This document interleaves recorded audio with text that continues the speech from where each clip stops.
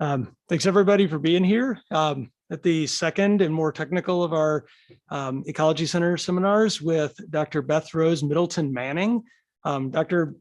Middleton is coming to us from Alaska physically, where she's doing field work right now, which at least makes me jealous.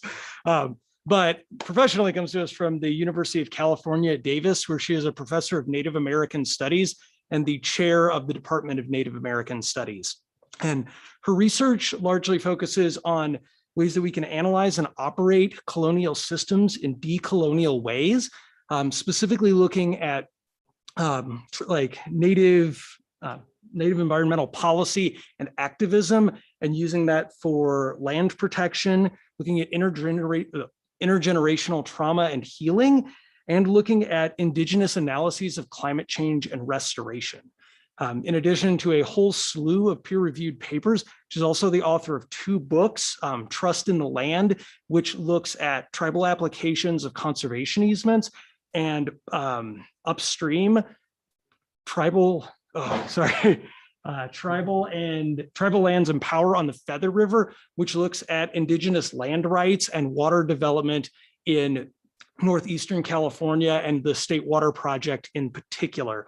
And Dr. Manning's work really applies to a lot of what we do here with the Ecology Center, because it brings in a lot of applied tools that we see in ecology, things like forest management, dam removal, water policy, and mapping, and uses it to think about ways that we can create economic development, land restoration, and ecological management that benefits and does justice to indigenous communities. And with that, I'll turn the floor over to Dr. Middleton. Thank you for being here. Thank you so much for that introduction, and I'm grateful to be here with you all. I have a new talk, but similar themes from yesterday for those of you who were here yesterday. But again, I appreciate you and appreciate Utah State University for inviting me to speak to you today and to be part of this excellent series. So I am in Dena'ina Homelands in Alaska. I'm in Anchorage right now, and I'm here as part of a project funded by the Open Rivers Fund through the Resources Legacy Fund, looking at dam removal and specifically Indigenous leadership in dam removal. And there's a really interesting project here on the Eklutna River. And there'll be an event on Saturday celebrating the release of water into the Eklutna River for the first time in about 60 years, that water will be flowing in the river again after a couple of hydroelectric projects that completely dewatered the river. So it's very interesting from a number of perspectives. One of them is kind of understanding the steps and policy that led to the complete dewatering of a river for a hydroelectric project that is relatively small. And another, I think, from the healing aspect in terms of Indigenous relationship to that particular river and being able to get water in it again and restore the fishery there. So, okay, I will go ahead and screen share. This is a bit of a challenging format because I can't see anybody, but I trust that you all are there. So I'll shift to screen share.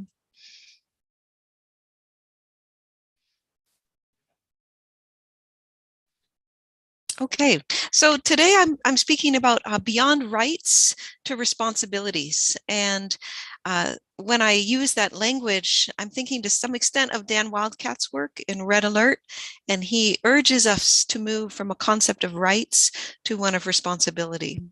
So beyond rights to responsibilities, environmental policy from Native American studies. And this picture, that's me in the corner doing some planting of native plants that were grown from seeds gathered in this place, which is on the edge of Tasmamkoyam or Humbug Valley, Mountain Maidu country in the Northeastern Sierra. And my students were involved in gathering the seed and growing out the plants on campus and then bringing them back up to Tasmamkoyam for planting and restoration. And this land has returned to the Maidu Summit, as I spoke a bit about yesterday. So I'm situated in the Department of Native American Studies, and some key elements of Native studies are the focus on Indigenous ways of knowing, Indigenous worldviews, epistemologies, and perspectives, being aware that much of what we learn in kind of mainstream education, and even many of the theories even that structure more radical views like political ecology, are not derived from knowledge in this place. So in NAS, there's a focus on Indigenous ways of knowing. Wherever place you're working, what are some of the epistemologies, the histories, the ways of relating, the responsibilities in that place. Native American Studies is also at its core responsive to issues facing Indigenous nations and communities, very much engaged. So the public scholarship that a lot of people are talking about lately is really embedded in our discipline. It's inherently inter and multidisciplinary. I was just talking with someone today about such a huge diversity of projects that our graduate students do, our PhD students and master students, and that our faculty are doing that span the disciplines, but within the ethics and the perspective of Native American studies. It's deeply accountable and responsible, accountable to Indigenous communities, responsible and responsive.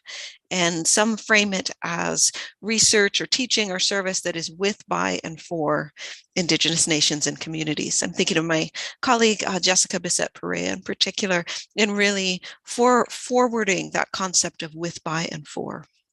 And that image on the right is from our 50th anniversary last year, and that was designed by Professor Hilea Sinigini in our department. So my background is in environmental science and policy. I'm in a NAS, so I work to bring these fields together. So I feel that in environmental science and policy, what we often don't talk about is the colonial legacies that we're operating within. One of the foundational aspects of that is the disruption of Indigenous land tenure. So treaties that were broken or never ratified, the concept of encroachment having legal weight. I don't know how many of you may have seen American Outrage. It's a powerful film. I highly recommend it. It's about the Treaty of Ruby Valley in northern Nevada, and the Dan sisters who fought for their rights to continue to graze cattle within their ancestral territory and within their treaty guaranteed territory. But they were told in American courts that their land had been lost through, quote, gradual encroachment. Just settlers moving onto the land had taken away their land rights. So that had legal force. The allotment or division of tribal lands into small parcels assigned to individual people to sort of replicate and enforce a private property instead of a collective property structure, the violent taking of Indigenous land and removal of people, and the government role in that. There are many different trails of tears. One close to us in Northern California is the forced march of Maidu people from the Chico area and Concow Maidu people from the Chico area over the mountains to Round Valley Reservation. So that is one trail of tears. In fact, I believe they're doing the commemorative walk, the Nome Cult Walk, for that this week. So there's this whole legacy of the seizure of Indigenous lands, and it's much more than a concept of property. It's about relationship, it's about responsibility, relations that are encoded in traditional narratives and instructions. I'm thinking of Melissa Nelson's book, Original Instructions, for example, but a whole host of narratives that describe human responsibilities to salmon and to other species and to particular places. And not being able to exercise those has a hugely damaging effect and impact within communities. Not being able to exercise that stewardship impacts sense of identity and place. So much more than just a concept of property.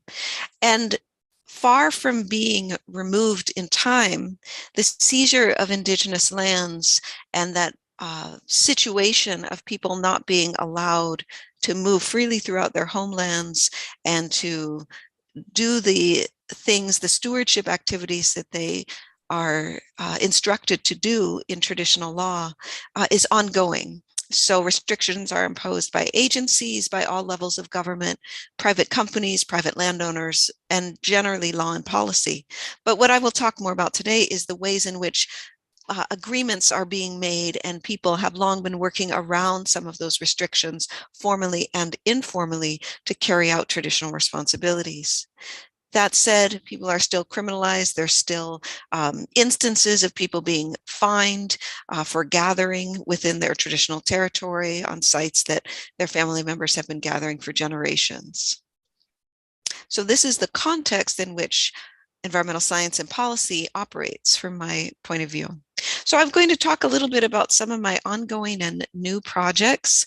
I'll talk first about the Superfund Project, which is funded by the National Institute of Health, and it's a multifaceted, multi-researcher, interdisciplinary approach to addressing contaminants. Then I'll speak briefly about this dam removal project, which really gets at the complexities and the multiple levels, multiple partners, law and policy tools that need to be tapped, the funding that needs to be raised, some of the sources to accomplish massive restoration projects as complex as removing water infrastructure.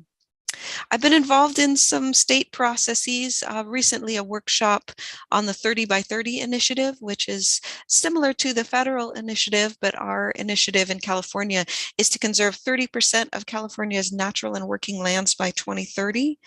And so I've been thinking critically about what does that conservation mean in that context? How can it not be about enclosure? How could it support Indigenous land stewardship, sustainable economic development?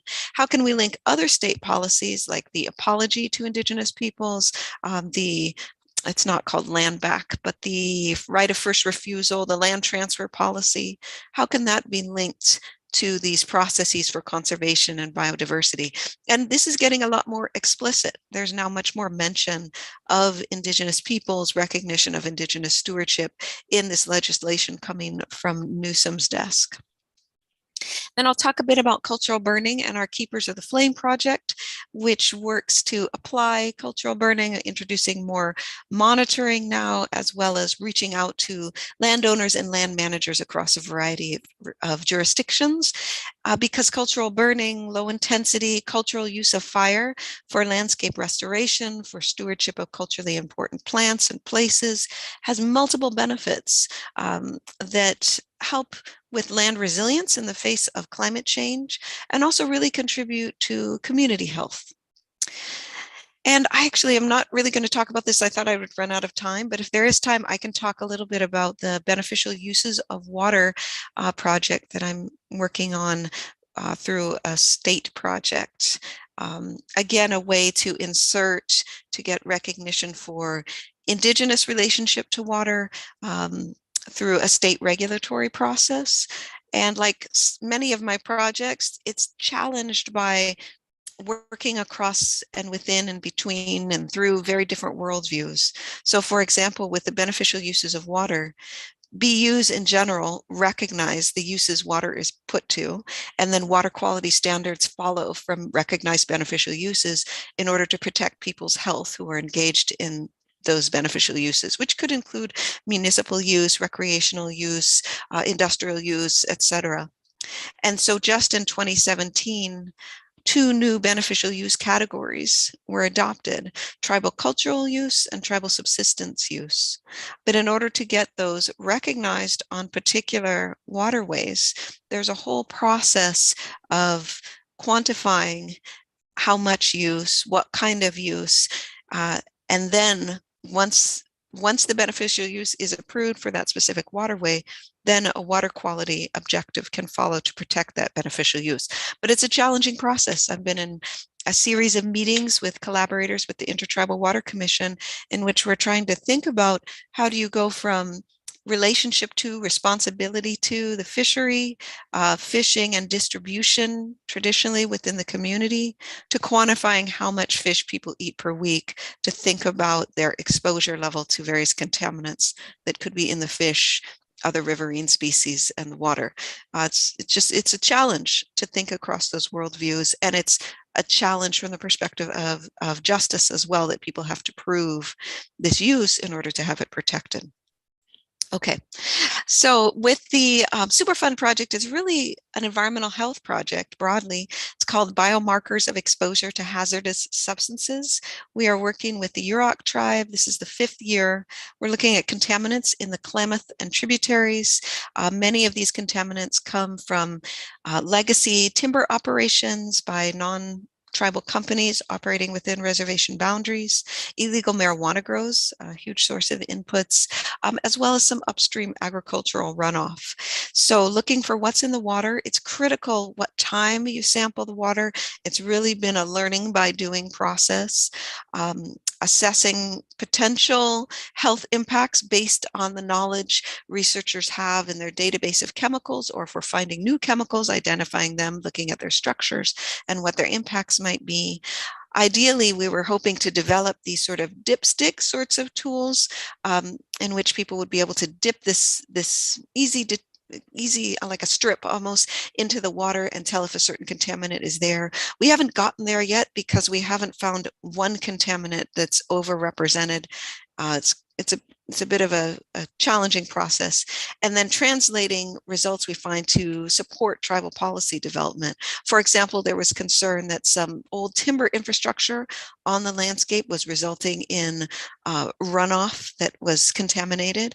And so if that is indeed the case, then we can provide information that can support the tribe possibly fundraising to remove that infrastructure. So I feel like the project really has worthwhile goals, and it's a wonderful process between the university and the Yurok Tribe Environmental Program scientists, but we have a variety of challenges, and I'll speak about those in a second. This is just a little more of the context. The pesticide spraying, some of the elders we work with remember intensive spraying, remember seeing it. Many people get their water from creeks and springs. These are generally uncovered water sources, so pesticide drift happens.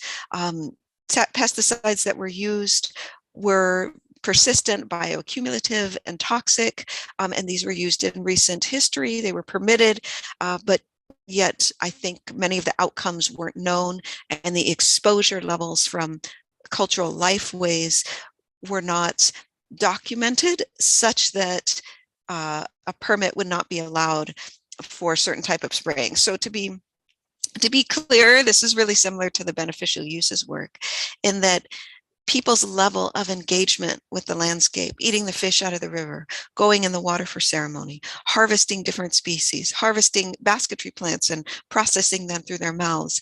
This was not part of the risk assessment for how much of the pesticide can be sprayed and still protect human health. So effectively, the way I see it, because Native people were left out of that risk assessment, and in many cases continue to be, they were exposed at a much higher level than another population that is not out in this environment on a regular basis and does not depend on this environment.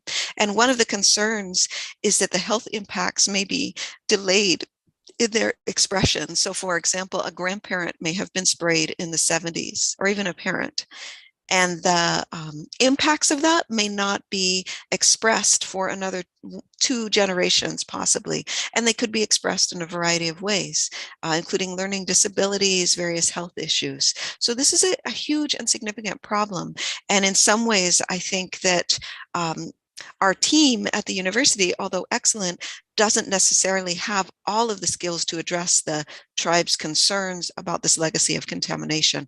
And I'll show you that on the next slide. Another concern are cyanotoxins, biotoxins, and the thought is as well that industrial ag upstream, various inputs, as well as the dams, climate change contribute to lower water levels, warmer water, which facilitate the growth of biotoxins.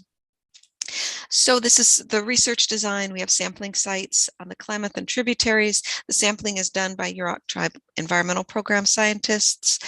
Some of the samples of concern are sites that are downstream of suspected contamination from a variety of sources. Sampling is mainly water, but also sediments.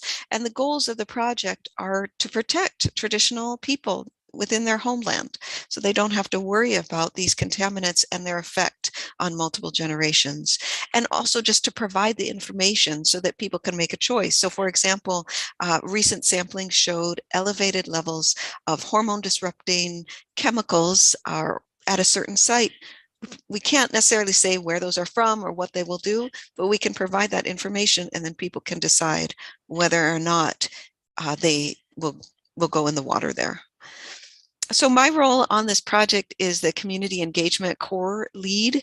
And this is a graphic that one of my student research assistants made. And I know it's small, but I think it's well done. And I think it gets at an issue that faced our project, and that I think may face other projects, in which there's a requirement for collaboration and engagement, but it isn't necessarily clear across the project. And so what we did here is we put the questions community members have. So what can be done to reduce exposure? How can we address policy? What are the chemicals that are out there? What's their source? What are the biological pathways affected? What daily activities cause exposure? And then these are all the projects and cores on the project.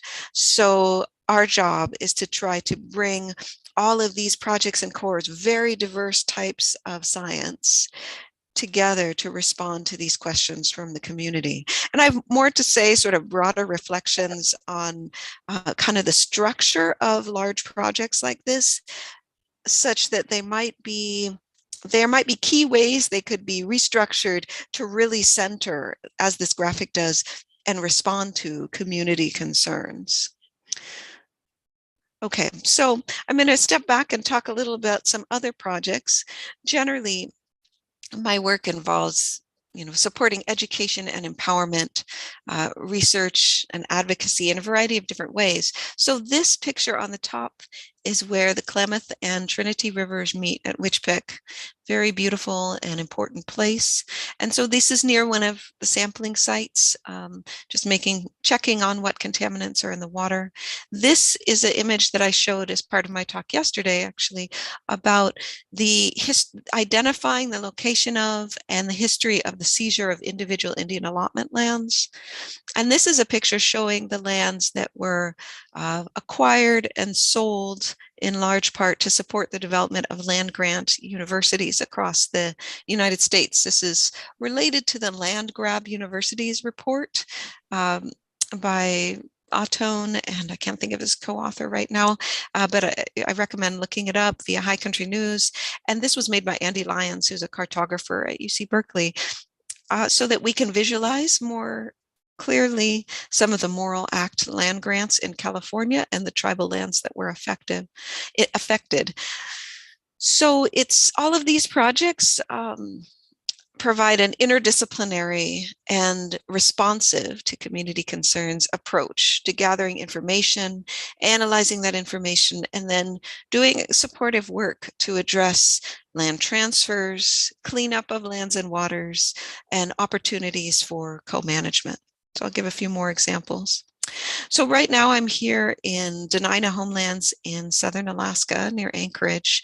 And let's see, tomorrow we're going up to the Eklutna project. This is a picture that was shared with me by Mark Lemereau, who works for the tribe, the native village of Eklutna.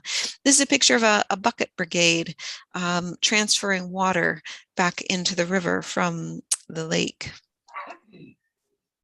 So this is, I just made this slide because I'm at the beginning of this project. So I'm kind of talking through it as I'm presenting it. But the way I plan to structure this project, which I think will be a book project with a series of case studies, is that I'm looking at the history of how these dam projects or these water infrastructure projects more broadly were enabled, the history of permitting, development, construction, and then management. And many of these projects have a history dating back to the turn of the century, at least in their first iteration.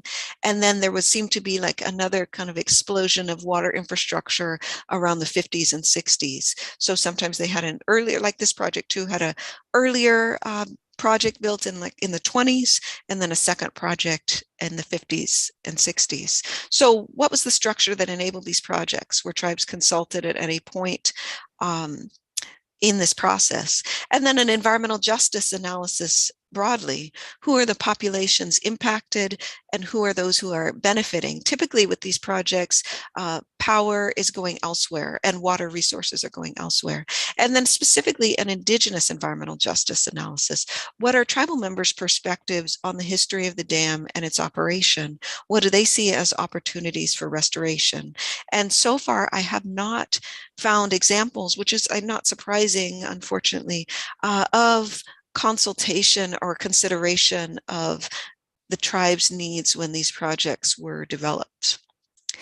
And then what is the process of moving towards transformation or removal of the infrastructure? What's the process of articulating and developing an interdisciplinary plan, because it requires multiple experts and experts writ large, not only those with PhDs, but multiple experts to remove the dam, restore the system. There's a need for fundraising from many sources and addressing what will happen with the removal of the infrastructure and how the market, the economic relations may shift, and planning for that. And then the implementation of the removal and restoration, and what are the outcomes for the ecology and the community. And there are some places where dam removals have been accomplished. The Elwha Dam is one, and there are many others. Actually, American Rivers has a database of dam removals that I'm looking forward to researching more.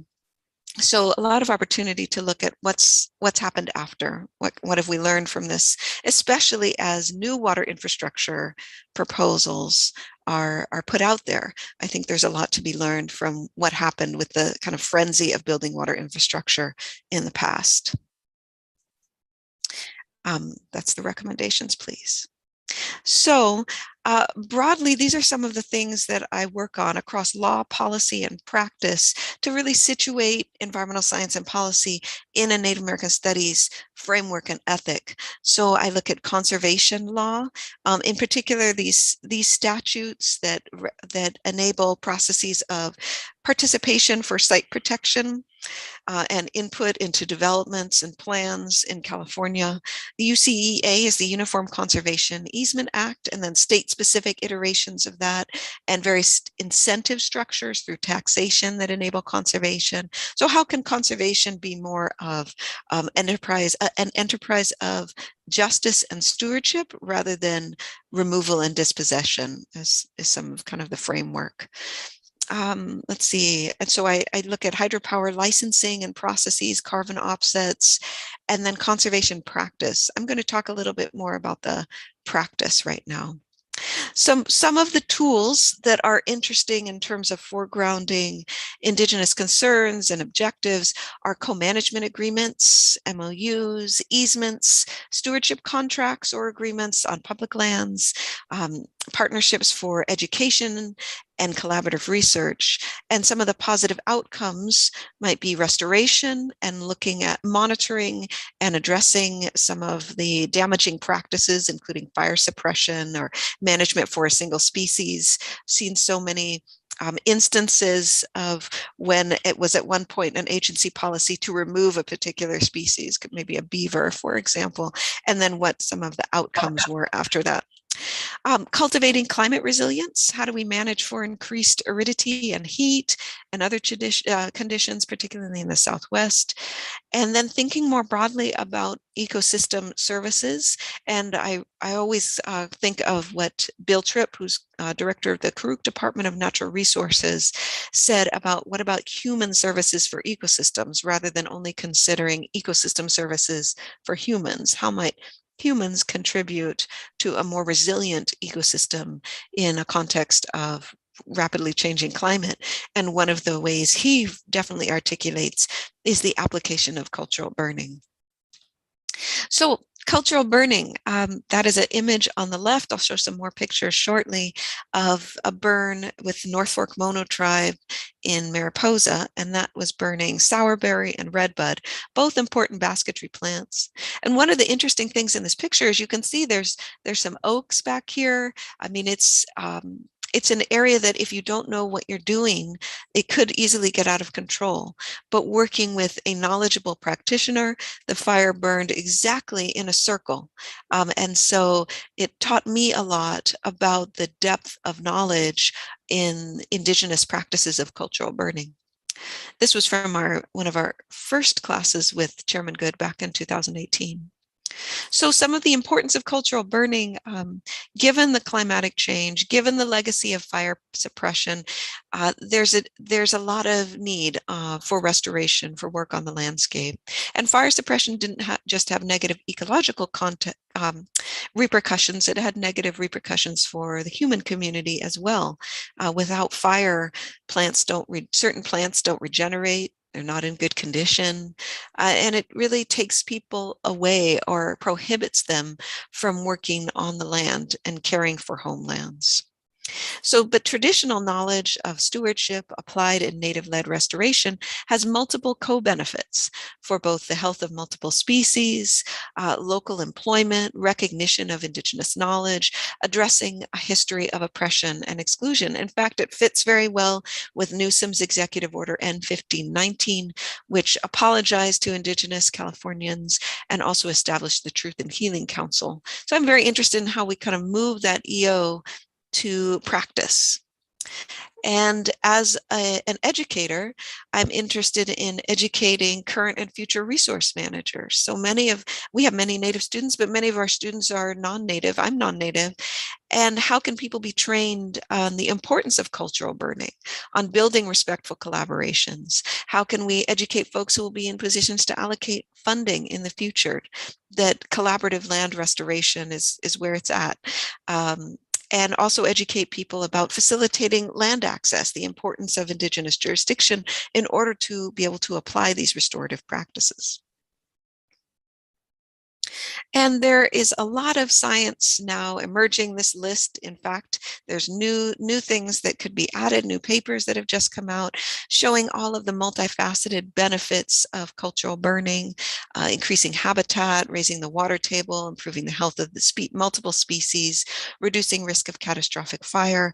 Many wonderful pieces that some deal with very specific species, some look at the impacts of smoke, and some look more broadly at ecocultural knowledge and traditional knowledge. And again, this is just a sample.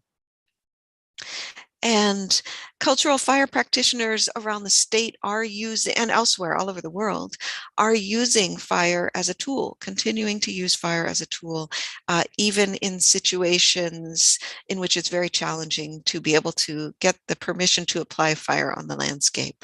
And some of the positive impacts are reducing pests and traditional foods, supporting the growth and resilience and strength, vigor of native plants, reducing invasives, and just some of the other benefits I have mentioned. So we have an initiative called Keepers of the Flame that I've established with some wonderful graduate students in ecology and Native American studies. Chris Adlam has now moved on to be Oregon State University Fire Extension.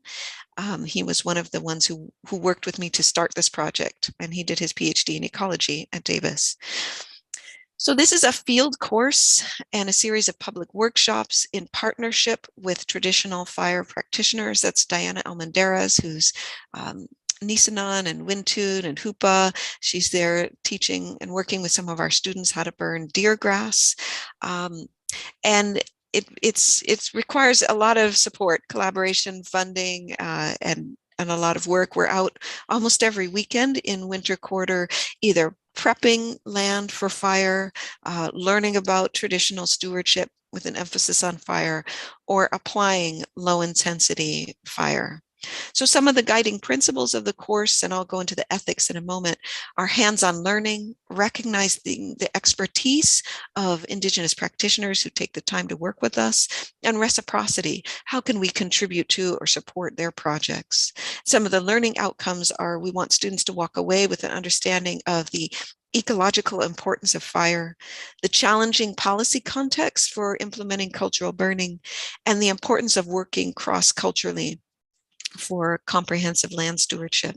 So this project ethic, this was written out by another one of our students, a PhD student in ecology, Denise Martinez. She is doing wonderful work. And she and Melinda Adams, who's a PhD student in Native American Studies, collaborated on putting this together to really synthesize the ethic of this project. Just making sure I won't go over time here. So openness and humility.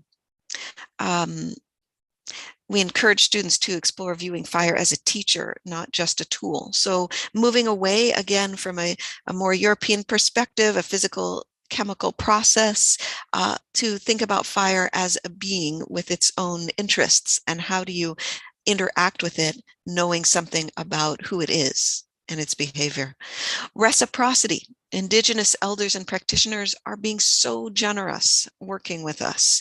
And so how do we return that? And that we've tried to develop multiple ways in which there are outcomes and benefits for our collaborators, ranging from honoraria to making sure they have copies of everything produced, to working and committing labor and time to their projects. And then responsibility. Once you know, then you have a responsibility, right? So learning about these issues, being able to be out with practitioners implementing fire, puts all of us in a position of responsibility.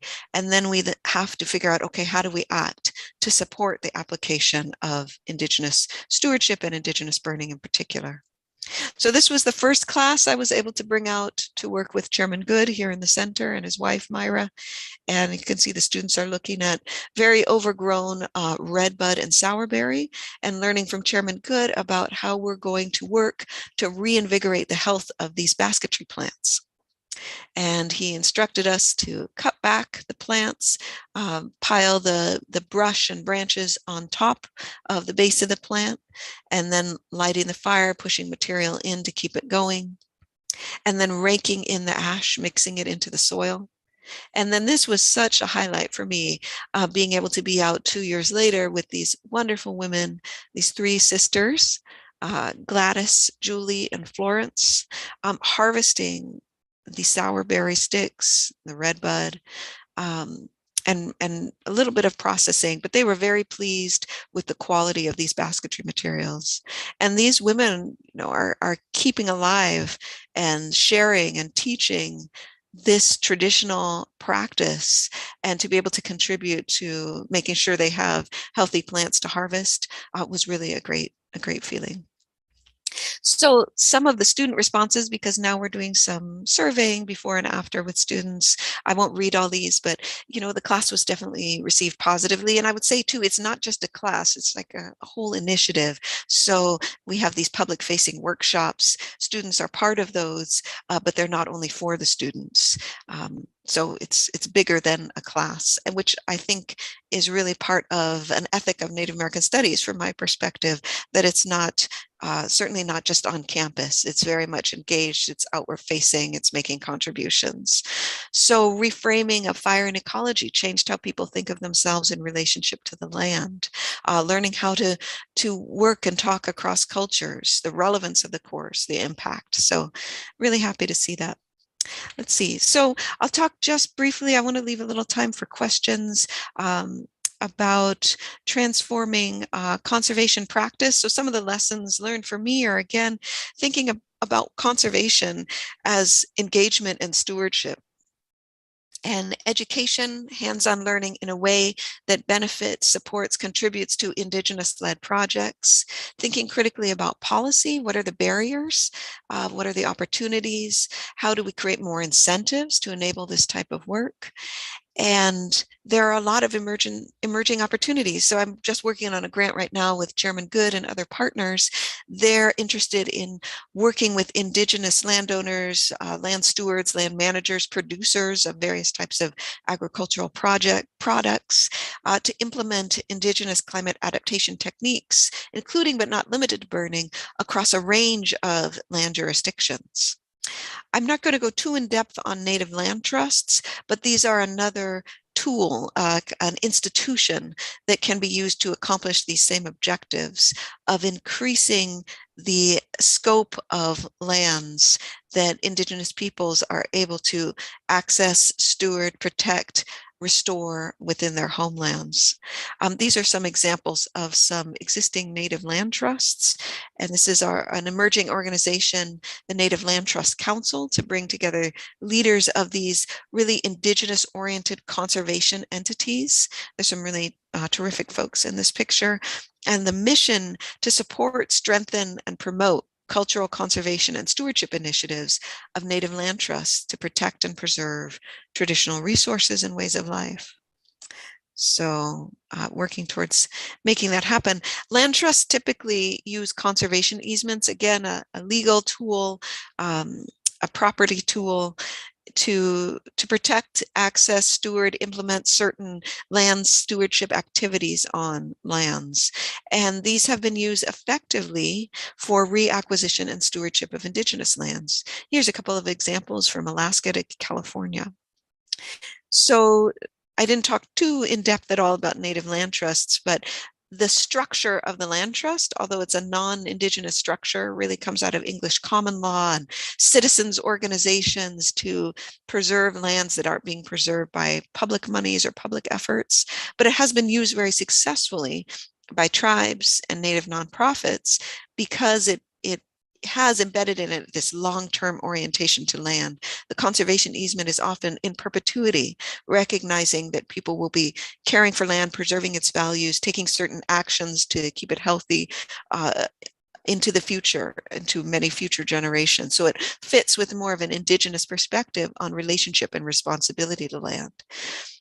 And there's funding available. And there are various challenges that I won't get into right now.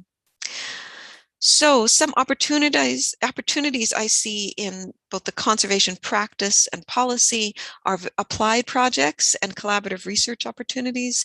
I'm part of another project that's looking at downscaled climate data for very deliberate local decision-making, sometimes with a variety of shared actors. So Indigenous, maybe Indigenous-led, but also other folks who live within a local community and are engaged together in thinking about how to keep the land resilient and also how to support healing and communication within the community to address the history, that context I talked about early on of the seizure of tribal lands. So how do we bring together justice and resilience and climate adaptation?